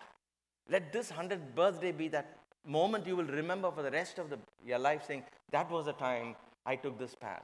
That was the time I allowed this door to be open. It could be very well a new fine art you want to take up. Somebody who never sing may say, I'm going to start learning to sing. Go ahead, let that be the moment. Transform yourself. Get into something which you have never done before. Open that path. Let divinity find expression through you. Find your heart's calling. Answer that call. And let Swami's birthday be that moment of transformation. A step towards a better you. You take that one step, he would take 1,000 steps towards you. There is absolutely no doubt about this. 2011, I gave up my job, not because I had a big bank balance. I'm being very honest. I did it simply because I said enough is enough. I felt that his mission was mine. And I've never one day regretted it. Not a day. Because I feel him even more alive in my consciousness, in my heart, in my presence. The joy I experience is priceless. The peace I know is boundless. That is the joy he has come to give. Awaken him. Experience him. Sai naam ki loot hai, loot sake to loot. Exploit this treasure that we have in our midst. Don't let this time go by. Don't let this moment go by. Don't let this 100th birthday just be just simply another birthday or a little grander than the 99th birthday. Celebrate it by all means, but let that also be a day you will always remember that this was the day I opened myself for greater transformation. My dear sisters and brothers, I'd like to offer a beautiful song. I did this 20 years ago. I was talking to a few devotees yesterday and they said, can you please sing this again? It's one of my favorite chants, if you will. a chant that brings me very, very close to his teachings, a chant that represents all of what Swami says, and that is, you are the God that you're seeking. A moment of deep reflection, deep contemplation and meditation.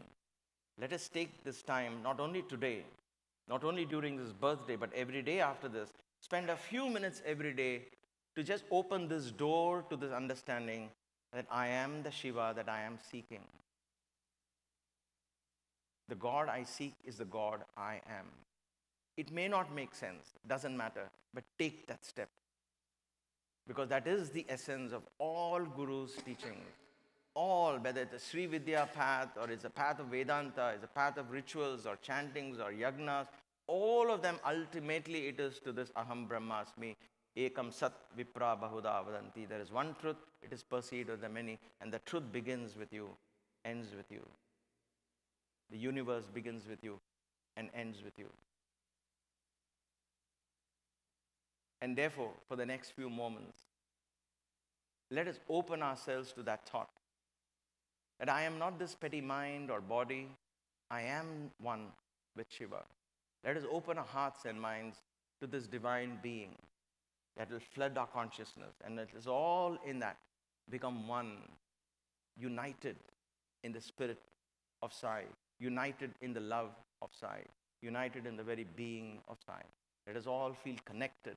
Let us all become one and offer this to Bhagwan, Baba, who has the love of 1,000 mothers. We did very little practice with Meera and Kirtana here, who have bravely said we will play. So thank you so much for this last minute. Just 5 minutes we sat and I said, I know you can do it, so let's do it. This is more than just a musical performance, my dear brothers, sisters. This is the composition of Adi Shankara is such a powerful thing. It is called the Song of Liberation. When this young boy, 6-year-old boy, went to his guru to learn, the guru looked at this fellow and said, I'm Govinda Bhagavad Pada. What do you know that I should even teach you? This boy touches his feet, sits down, and sings what is known as the Song of Liberation, Nirvana Shatakam, the 6 verses of liberation. And then the guru says, it's my pleasure and honor to teach you. And therefore, let us sing that song once again, bringing back the ancient wisdom of the Vedas, the essence of Sai teaching.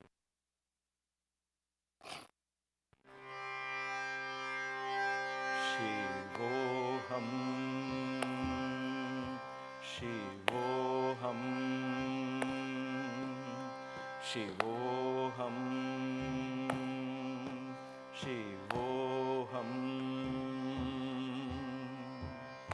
Mano Buddhyahankar Chittanenaham Nacha Shrotra Jegve Nacha Grana Netre Mano Buddhyahankar Chittanenaham Nacha Shrotra Jegve Nacha Grana Netre. I am not the petty mind. I am not the proud intellect. Neither the mighty ego nor the minute thought am I. Touch and hearing, taste and seeing, I am not the sensual feelings.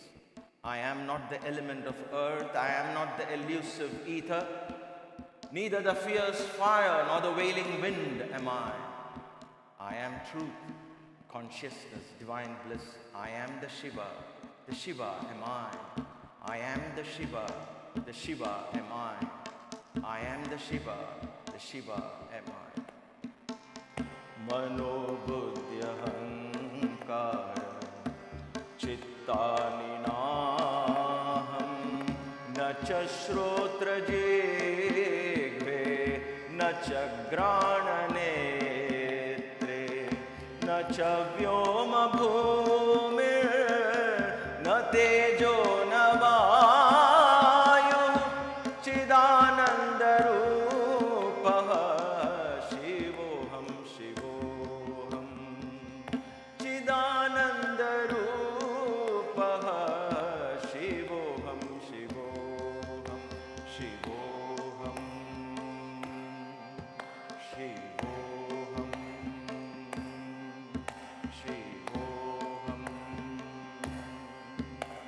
न च प्राणसंज्ञो न वै पञ्चवायुः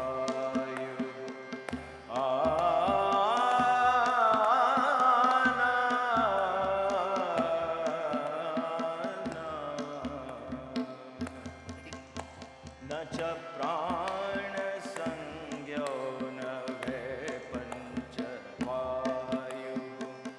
न वा सप्तधातुर्न वा पञ्चकोशः न वा सप्तधातुर्न वा पञ्चकोशः I am not the vigorous breath, I am not the vital airs, neither the ailing elements nor the astral sheets am I. Organs of action and chain reaction, like the hands, the feet, the mouth and conversation, none of these depraved organs am I. I am truth, consciousness, divine bliss. I am the Shiva am I. I am the Shiva am I. I am the Shiva am I. न च प्राणसंज्ञो न वै पञ्चवायुः न वा सप्तधातुर्न वा पञ्चकोशः न वाक्पणिपादं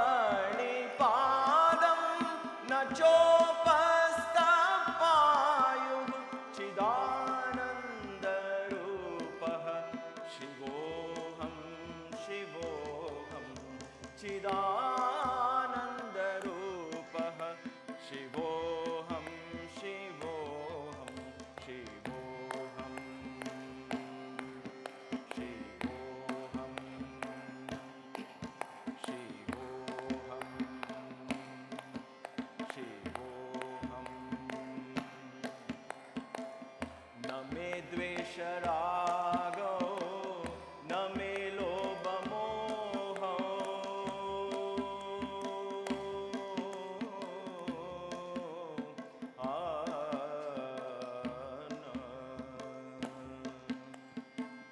न मे द्वेषरागो न मे लोभमोहो मदो नैव मे नैव मात्सर्यभावः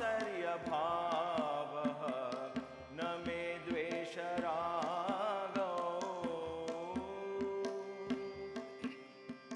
I am bound to no worldly attachments. I am averse to no earthly entrapments. Greed, envy, vanity, aversions, these phantoms bind me not to delusion. I aspire not for any duty, nor to acquire property. I do not even cherish the desire for liberty, because I am truth, consciousness, divine bliss. I am the Shiva am I. I am the Shiva am I. I am the Shiva am I. न मे द्वेषरागो न मे लोभमोहो मदो नैव मे नैव मात्सर्यभावः न धर्मो न चार्तो न कामो न मोक्षः न धर्मो न च अर्थो न कामो न मोक्षः चिदानन्दरूपः शिवोऽहं चिदानन्दरूपः शिवोऽहं शिवोऽहं शिवोऽहं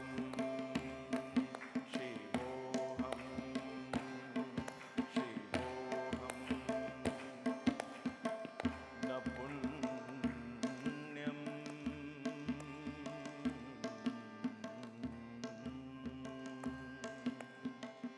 न पापं न सौख्यं न दुःखम् unaffected by virtue, untouched by vice. I feel no pleasure, I face no pain. No magic chants empower me, no mystic places purify me. I am not the dogma, nor the doctrines, nor the sacred fire of pilgrims. I am not the sensuous, I am not the sense. I am truth, consciousness, divine bliss. I am the Shiva am I. I am the Shiva am I. I am the Shiva am I. Na punyam, na papam, na saukhyam, na dukkham, na mantro, na tirtam, na veda, na yagnaha. Aham bhojanam naiva bhojam na bhoktaha. Aham bhojanam naiva bhojam na bhoktaha. Chidananda rupaha shivoham shivoham.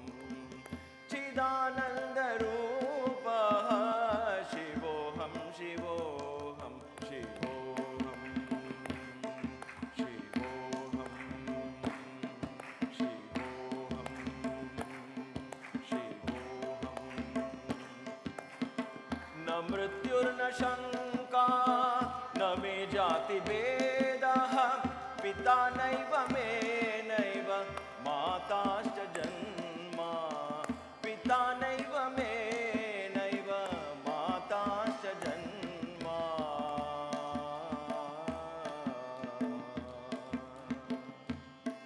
Frivolous doubts assail me never. Fear of death banished forever. No pride of caste, no prejudice of creeds. No father or mother bore me by their deeds. I am no friend, I am no foe. Neither the teacher nor the taught am I. I am truth, consciousness, divine bliss. I am the Shiva am I. I am the Shiva am I. I am the Shiva am I. Na mrityur na shanka, na me jati vedaha. Pita naiva me naiva mata na janma. Bandhur na metro, gurur naiva sheshya. Na bandhur na metro, gurur naiva sheshya. Chidananda rupaha shivoham shivoham. Chidananda rupaha shivoham shivoham. Shivoham shivoham. Shivoham shivoham. Shivoham shivoham. Shivoham. Aham nirvikalpo nirakara rupo.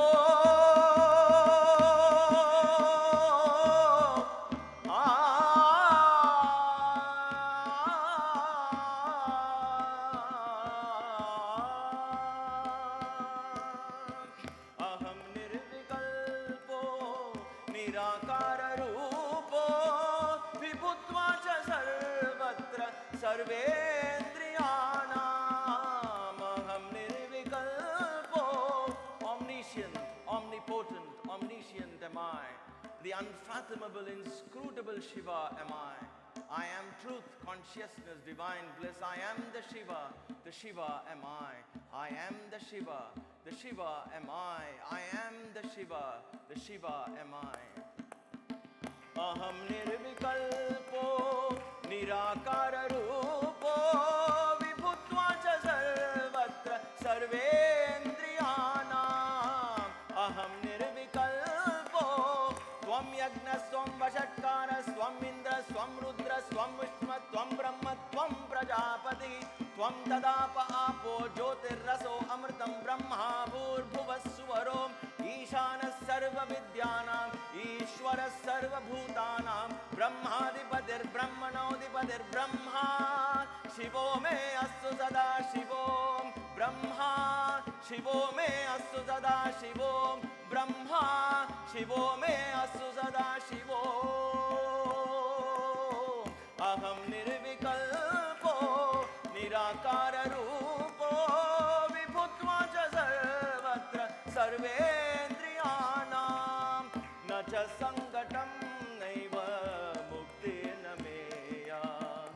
च सङ्गतं नैव मुक्तिर्न मेया चिदानन्दरूपः शिवोऽहं शिवोऽहं चिदानन्दरूपः शिवोऽहं शिवोऽहं शिवोऽहं शिवोऽहं शिवोऽहं Let's chant together. शिवोऽहं शिवोऽहं साईश्वराय विद्महे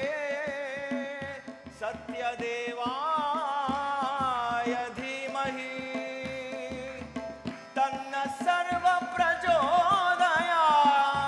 साई तन्नः सर्वप्रचोदयात् शिवोऽहं शिवोऽहं शिवोऽहं शिवोऽहं शिवोऽहं शिवोऽहं शिवोऽहं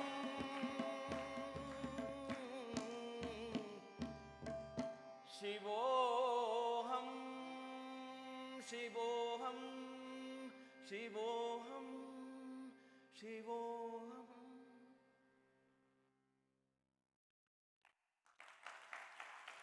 Thank you.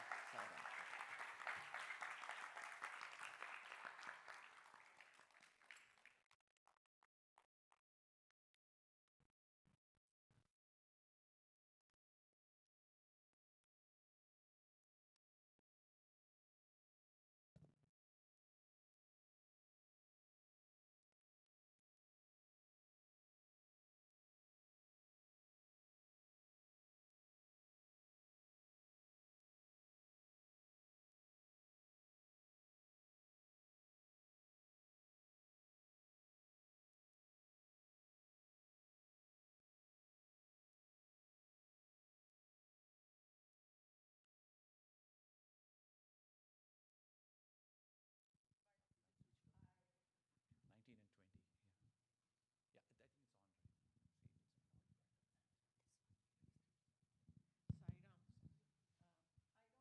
Question, but admire the coincidence. It's not coincidence, it's a Sai incident. You said Shamala Dandagam, Meenakshi allies Shamala. Shamala Ambike, Sarva Jivatmake, Soma Sundara Naike. This Dikshita song goes, Shamala Ambike, like that. And it's no wonder she gave you this verse and this master plan. And I really admire how he worked through you. It's wonderful, wonderful way of this Adi Shakti he expounded. And from the bottom of our heart, thank you very much.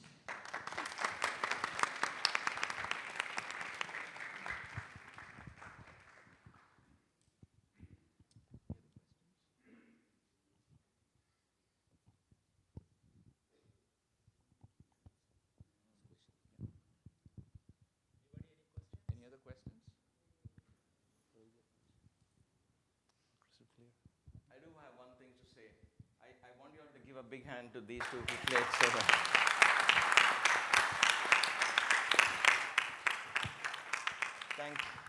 Thank you so much. I did apologize saying I was bringing this at the last minute, but they were brave enough to play. So thank you so much. Thank you.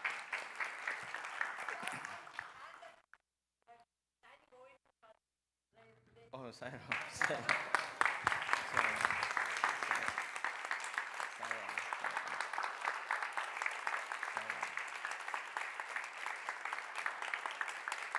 Thank you. Thank you, Swami. Thank you.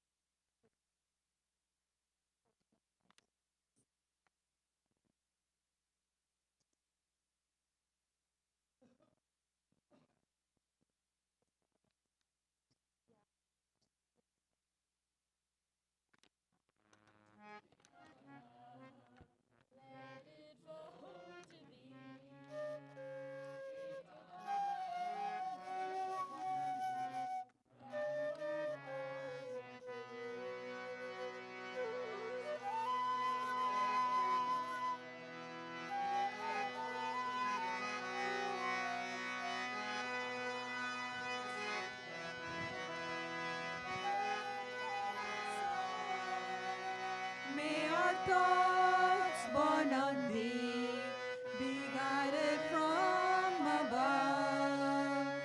Make us all, Bhagavan, instruments of love. Make us all, Bhagavan, instruments of love. Make us all, Bhagavan, instruments of love. Om Tat Sat Shri Narayana Tu Purushottama Guru Tu Siddha Buddha Tu Skanda Vinayak Savita Pavaka Tu Savita Pavaka Tu Brahma Masra Tu Yava Shakti Tu Yeshu Pita Prabhu Tu Rudra Vishnu Tu Rama Krishna Tu Rahim Tao Tu Rahim Tao Tu Rahim Deva Go Vishwarupa Tu Chidananda Hari Tu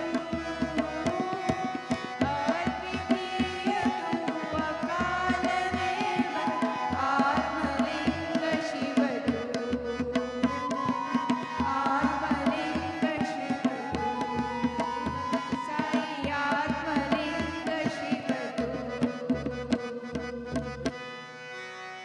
Satoma Sargamaya Tamasoma Jyotirgamaya Mrityurma Amritam Gamaya. From untruth, lead us to truth. From darkness, lead us to light. From death, lead us to immortality.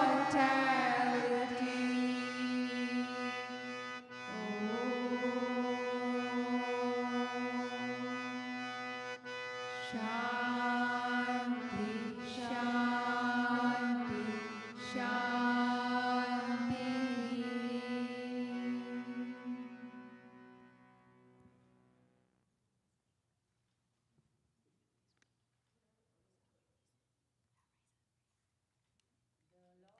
Of the universe is here, Swami Satya Sai is here. Not to save devotees and come to bless his children everywhere. Born in Puttaparthi, the Lord of the universe is here. Calm and tranquil like the moon, shining within, filling all with bliss at his side. He is always serving those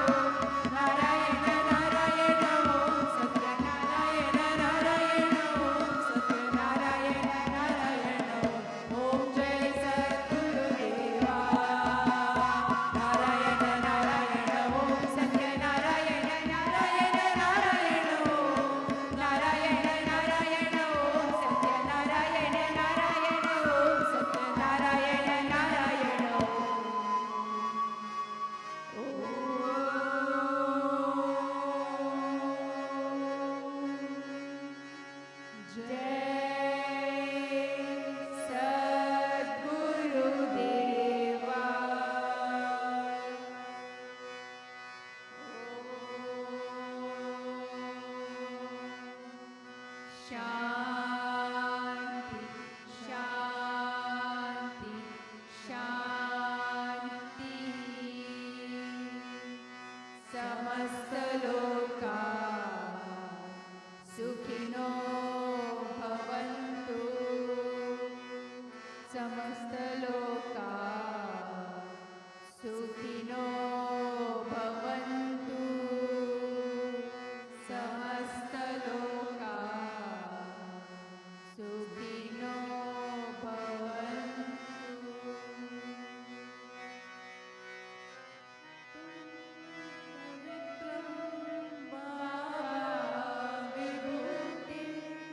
Paramam vichitram leela vibhutim paramartha ishtartha moksha pradhanam baba vibhutim idamashayami.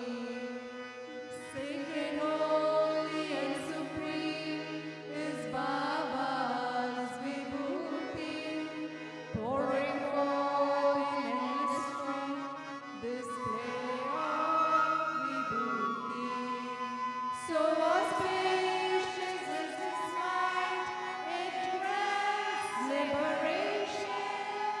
Baba's vibhuti, His power protects me. Baba's vibhuti, His power protects me.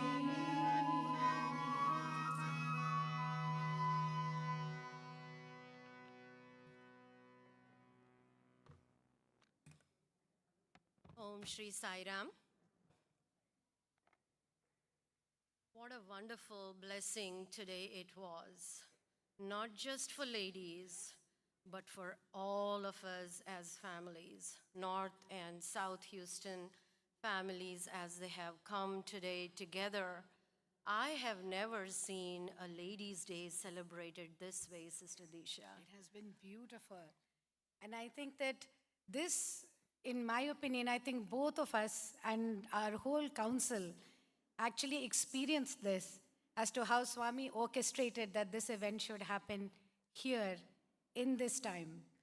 And he himself chose the speaker that was to come here, I think, that it should happen in Meenakshi temple, that brother Meenakshi Sunder Iyer should be here on this day, because initially this had been planned only as a day to practice our SSC rehearsal, as a rehearsal day. So our immense gratitude for Baba for orchestrating this day, for planning this day, and for helping us in every step of the way, down to the bhajans, down to how everything should happen. And I was reminded of Lalita Sahasranamam. Ichha Sakti, Jnana Sakti, Kriya Sakti Swarupini. That we can embody all those principles, not just Lalita Devi. As he was going through all the 5 principles of Swami, that I felt that I too can aspire to be the Ichha Sakti, Jnana Sakti, Kriya Sakti Swarupini. Right. And how beautifully Brother Sunder Iyer actually tied up Swami's symbol to these 4, correct? How nicely he said, that Ichha Shakti is peace, quest for eternal peace, right? Jnana Shakti is the highest wisdom, the truth. The Kriya Shakti is right action. And the Chitta Shakti is perfect non-violence. How beautiful. And Swami himself being love embodied. And I think also as office bearers, a stark reminder that our bhajans also, we need to be very careful of our choices, how we convey the message and how we uplift all of us together in this journey when we sing through bhajans, through service activities, how we have to unify and also be careful of our choices. And I really love the point where, how Swami emphasized that we need to forget about the past guilts or future worries and be in the present moment and take that bliss and ananda with us. So instantly I felt that intense relief that came about, that we do not have to bark on the past mistakes or future worries. With that, I think. And I loved the fact that Brother Sundar reminded us that invoking Adi Shakti is actually expanding our circle of love and giving in perfection, right? How Swami has taught all of us to give and to remove the I from everything. And that leads to this fearlessness so that we can all become his fearless leaders, right? Majestic and self-reliant and just. You aptly summarized it. And with that, we have quite a few people that have put together the event today. Just look at the hall, the number of attendees today. It is nothing but Swami's love and the special speaker that we have today. And I would like to offer first our gratitude to Meenakshi Amma, the Meenakshi temple, who has given us this venue today. So a big round of applause for Mother.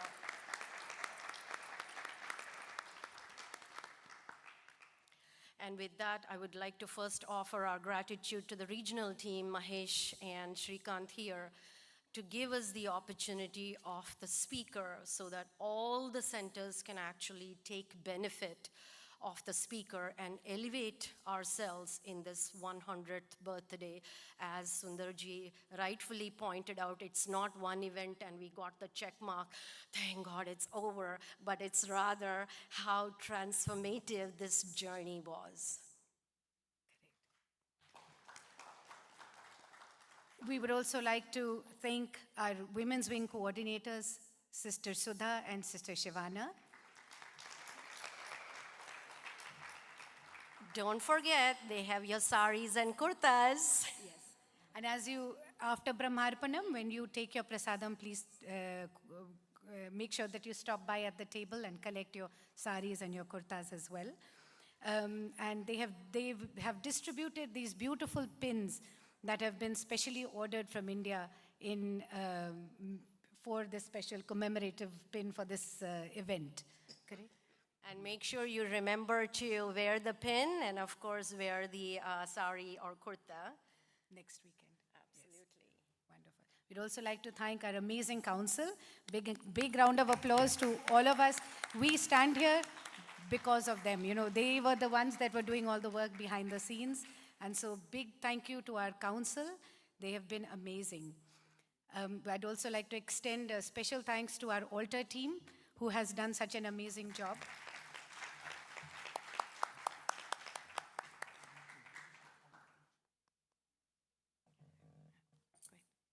And we would like to also thank the excellent bhajan singers today who have uplifted us, and with the instrumental accompaniments. All right, so I'd like to also extend our deep gratitude to the AV team back there who had helped us with all the SSC rehearsals, stage rehearsals that happened. It could not have happened without your help. Thank you so much. And we would like to also extend our deep gratitude to the SSC students, parents, and teachers who made a successful stage rehearsal this morning. We appreciate your support, and I have no doubt that this will be a fantastic celebration next Sunday for all of us to be offered at Swami's Divine Lotus Feet. And we would like to, of course, thank the prasadam team, right? As we head out, we want that tasty prasadam. So I would like to extend, again, our gratitude to prasadam team. And we would like to also remind everybody of the upcoming celebrations. Next Sunday, right here at Meenakshi Temple, we have Swami's birthday celebrations. And then we also have a couple of seva activities that will be posted in the groups. And an immediate reminder is that we will be taking Sunder Iyer to us in the North Center. So if you're interested, please join us. We have a satsang Monday evening. We have a satsang Tuesday evening. The morning yoga times is the one that we might have an RSPP count for, because it's a home that we are accommodating all this. But we would love to see, I don't have to advertise for you guys to come to North Center. I know the speaker has done an outstanding job, so it makes our task easy. So much easier. No, wonderful. And I think that we covered everybody, and we would like to thank our wonderful audience. Thank you all for coming. I know that it is, for a lot of the SSC parents, they've been here since 8 o'clock in the morning. You know, so we really thank all of you for staying. And with that, we should do Brahmarpanam. Yes, Yeah. thank you.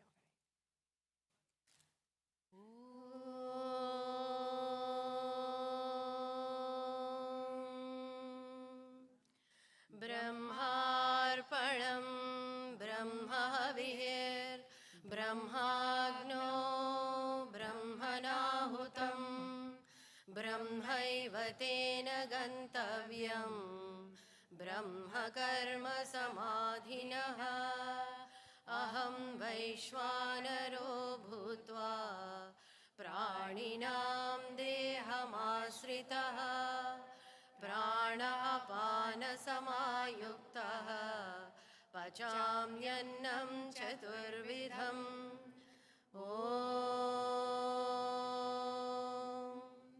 Shanti Shanti Shanti. Om Shri Sai Ram. Have a safe drive back. Great evening, everybody.